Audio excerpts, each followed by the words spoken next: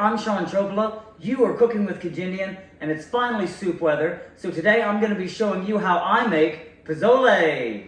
Ole! Alright, something to consider when you're making soup is what kind of cooking liquid you're going to end up using. You can use plain water, which I wouldn't recommend. You can use some sort of a pre-boxed, store-bought stock, which will be fine. One thing I like to do when I have the time is to make my own stock, which is pretty easy. I save the bones from when I roast chickens or anything in a freezer bag. I do the same thing when I have my leftovers from prepping vegetables. Put those in a freezer bag. And when it's time to make your own stock, you just add those to a pressure cooker, top them with water, pressure cook that for about half an hour, and then you have a delicious stock made at home that you did yourself. Come on now. All right, so my pressure cooker went for about half an hour. I released the pressure, ran it under cold water into the suction released, and now I have homemade chicken stock made myself in about 30 minutes. You can too. You just have to strain this. I'm going to use this setup over here to make the pozole. One important component of pozole is the chili paste.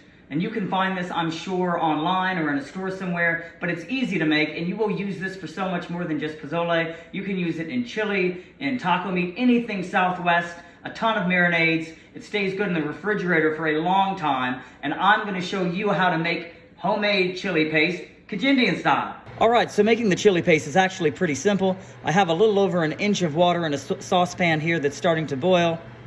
I have 50 grams of dried chilies, different assorted Mexican chilies. I use guajillo, de árbol, pasilla, and morita peppers. I like to have a combination. You get different flavors coming from each one of those. And a generous quarter teaspoon of annatto seeds and a generous quarter teaspoon of cumin seeds. As soon as this comes to a boil, we're going to turn that off. I'm going to add the dried peppers. And I took out most of the seeds and ribs from these because I am cooking for children as well, and I can't make it as spicy as maybe I might like.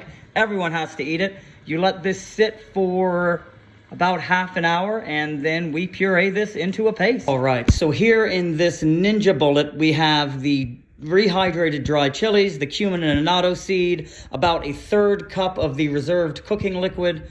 To that I added 3 cloves of garlic, a little less than a teaspoon of salt, about half a teaspoon of agave nectar. You don't want to make it sweet, but it balances everything else out.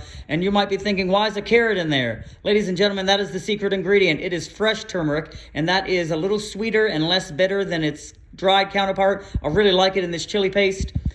Puree that together, and you have your homemade chili paste at home as well. All right, so this is what that chili paste looks like. I processed that for a few minutes. It came out really smooth, and this is the basis of not only your pozole, but many other delicious dishes you can make.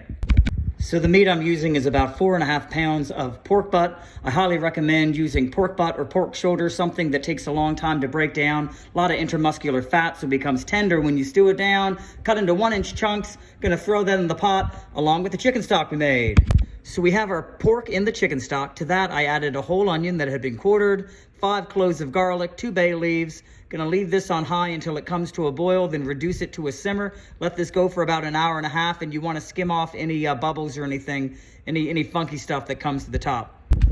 So this is the funky stuff I was talking about. Got this turned down to just a simmer now that it was at a boil.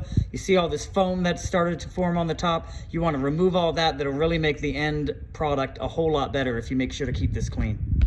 So this has been cooking for about an hour and a half. I have continued to skim off any funk on top, so we have a nice, pretty clear looking stock. I've removed the onions, the garlic, the bay leaves from this. Now we're gonna get cracking on the rest of the chili paste. I'm adding about half a cup of chili paste to some tallow that I've heated up in this pan. Gonna cook this down for about 10 minutes.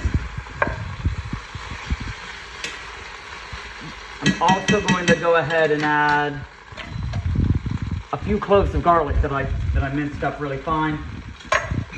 Cook down this chili paste with the garlic for a few minutes. Maybe turn that down just a little bit. And then one more step and I'll show you what's going on. All right, so here we have our chili paste that has been cooked down. I added about a heaping tablespoon of Mexican oregano to this. One last little piece I'm gonna add while this is still hot. I have 1 8-ounce can of tomato sauce. Let's get in here as well. Gonna give this a moment to fry up, cook down. Then we'll add this all together to the pot with the meat, and we'll be almost finished. So everything is in the pot together. We have the chili paste, the tomato sauce, and in with the homemade chicken stock and the pork that we have simmered. Last but not least, the hominy. And Rick Bayless got me to believe that if I had a Mexican grandmother, she'd be rolling over in her grave if I used anything but homemade hominy.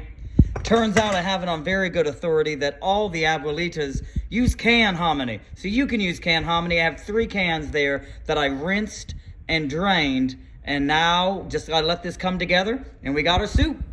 With my pozole, I like a fresh cabbage sauce. So what I have here is about half a head of green cabbage that I've sliced really thin. Little cilantro in the mix. To this, I'm going to add, I would say about a little over a teaspoon of salt. I'm going to add some red wine vinegar to this.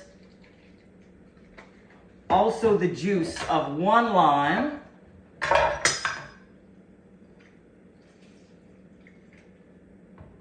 Shibuya.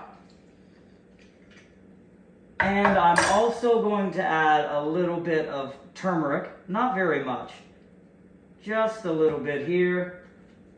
Mexican oregano, maybe a 1/4 teaspoon of that, maybe a little bit more. Rub that in my hands, get that involved.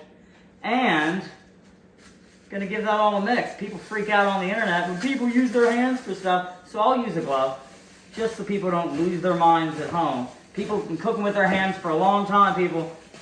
That's all right, that's a debate for another day. All right, gonna mix all this up nicely.